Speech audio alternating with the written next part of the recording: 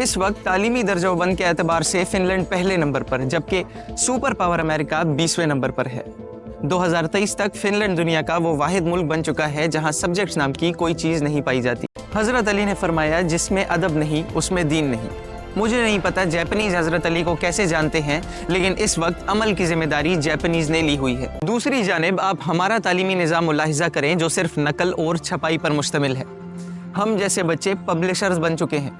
आप तमाशा देखें, जो बुक्स पर लिखा होता है असातिज़ा उसी को बोर्ड पर नकल कर देते हैं। स्टूडेंट्स वापस से उसको कॉपीज़ पर छाप देते हैं। असातिज़ा इसी नकल और छपे हुए मवाद को एग्ज़ाम्स में दे देते हैं। खुद ही अहम सवालात पर निशानात भी लगवाते हैं और ख़ुद ही पेपर्स भी बनवाते हैं। खुद ही उनको चेक भी करते हैं और मार्क्स भी खुद ही दे देते हैं और बच्चे के पास या फेल होने का फ़ैसला भी खुद ही कर लेते हैं।